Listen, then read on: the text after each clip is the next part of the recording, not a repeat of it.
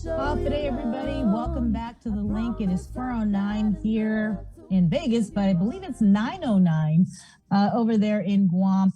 Thanks, everybody, for logging on to Facebook, watching us on KUAM TV, or, of course, listening to us on I-94. In the Zoom room with me is Senator Frank Blas Jr. Good morning, Senator. Good afternoon, Bree. Well, you know me. We're Hello. talking ARP. Can you hear me? Can you hear me? I can hear you now. Okay.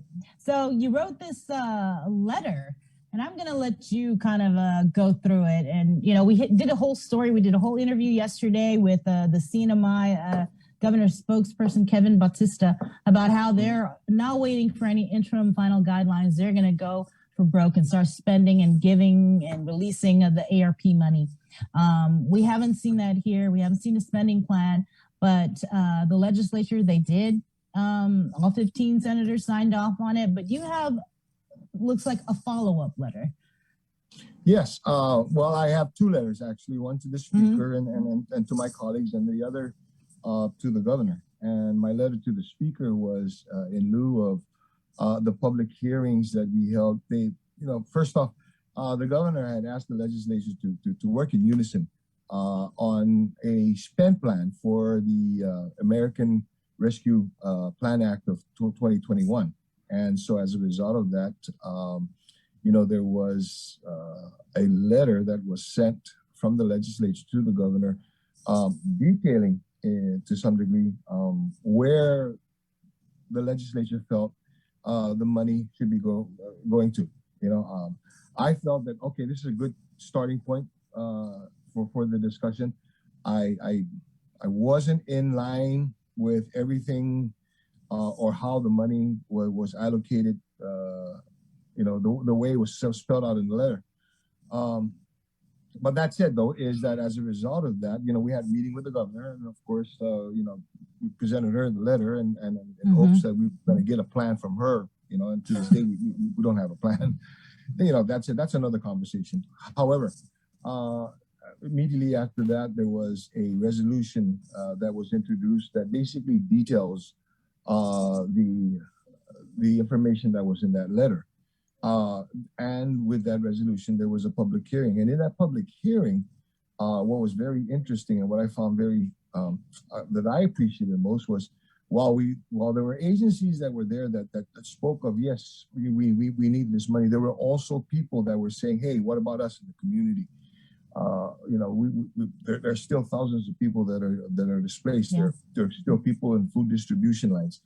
Some of them are getting upskilled, but there's no jobs in some of these areas. In the area of tourism, which is our major economic driver, we don't foresee us getting back to pre-pandemic levels of tourism, until about 2 or 3 years from now. I mean, I remember before the discussions were right around budget time, that we anticipate that we're going to get 100,000 more tourists or 200,000 more tourists for the next fiscal year. Now the conversation is we hope to get 100,000 tourists. Okay. Yeah. That said, though, is that a bulk of those individuals who are in the tourist industry, as much as they want to go back, there is no job to go back to because there's just no tourists. There's no activity.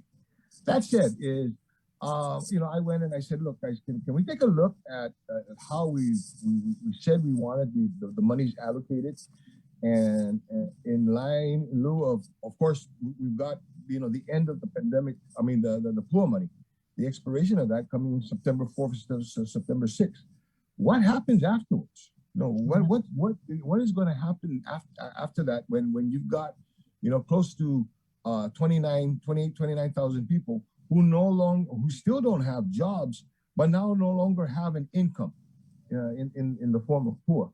What happens then? I mean, what kind of job are we creating? Jobs? Are there new jobs? Is the new industry? What are we doing with the industries that we got? I think those are a lot of questions that we need to have now before we even decide to spend the money the way we wanted to spend the money. And granted, yes, I recognize that there are some areas that were detailed in the resolution, detailed in the letter that I agree with. Yes, we need to fund the Guam Memorial Hospital for its expenses and improving. And as far as health, we need to fund public health. We need to fund GCC and UOG so that we can provide the training and the education for these people for possibly new skills or to upskill in different areas. We need to support as far as the Department of Labor in the kind of programs that with GITA with the small business assistance that they can provide. We need to be able to pay out the RISE Act as mandated by law. We need to be able to, address the program. So there are a lot of things we need to address, but then there are things that are in the resolution, for agencies that are more systemic issues that we want to be able to use this money to pay for, or things that we want in the government. Right now, it's not a time to deal with what we want. I think we have to deal with what we need, and that's what I'm asking. I was asking both the speaker, my colleagues, and the governor to consider when these discussions about how that $664 million is going to be spent, because we don't. Thank God we had already 1.6 or 1.4 billion dollars infused in the economy. Bree, could you imagine what would have happened if we didn't have that money that was infused in the economy? What we would look like today? Yeah. So those are the things that I want that I want to be able to have a discussion on. Start. Do we know the answer? Do I know the answer? Do I know where we need to place these things? No, I don't. I think this is where we can have a collaborative discussion amongst the leaders and in the community. And we have time. Albeit the time is short. But you know what? September 6th is just right around the corner. Can we wait at least a little bit longer before we decide we're going to spend this money on this area, so that we can see if we're going to need that money to be able to mitigate issues in other areas? So that's what. Well, apparently we do have time. The governor isn't. We don't have the plan, and also she's indicated that she was going to wait until July 16th, I believe, until the public comments. Yeah. Bria, time is closed. There was a comment that Crystal Pacos and Augustino made yesterday. We're talking about the RISE Act, and she commented on our Facebook Live feed, while Guam has received the ARP funds, how those funds can be spent has not been finalized at this time. There's only interim guidance. What we observed with CARES Act funds last year is that the guidance kept changing. It would be prudent to await final guidance, which I understand we expect next month. Senator, I wanted to ask, what do you make of that comment representing the governor's office when we hear from the CNMI that they've already spent money and they've put it in places where it's clearly allowed under the American Rescue Plan Act parameters? I think what it is a matter of urgency. I applaud the CNMI in being able to start to put the money out. In the fashion, of course, dealing with their issues, in dealing with all, okay, so we're going to wait into July 15th for the final guidance. But in that final guidance, I'd like to also have the discussions, because I'm a little concerned that right now that, there's a lot of discussion about using that money to be able to fortify or to fix, some government problems. Well, you know what? There's a huge problem in the community right now.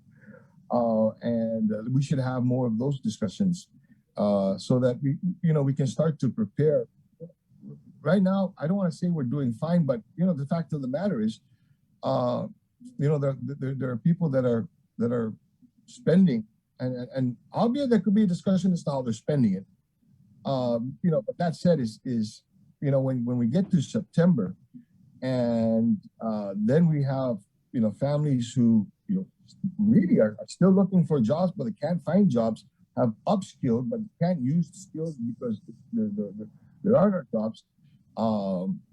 Granted that there is a discussion, and people, businesses have said, look, I've opened my doors, but nobody's coming in to be able to do work. Yeah, and then that's happening, and we recognize that. But that's not for the entire 29,000 plus people that are out there.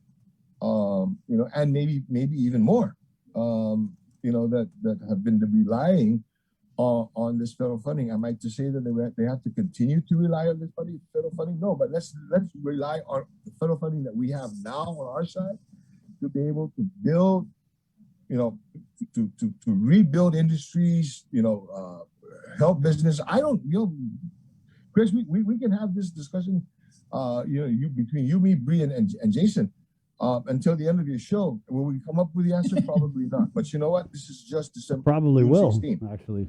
Okay, and we probably will. But you know what the thing is?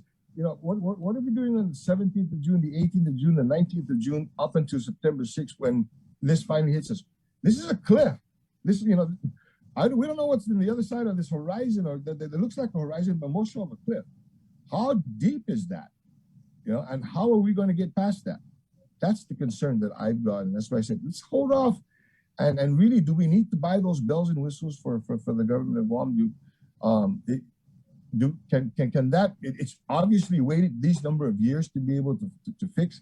Is there some, right now more Band-Aid than it is concrete to be able to take care of this? Because the fact of the matter is, we're not in the same place that we were, or we will not be in the same place that we were pre-pandemic until a few years from now.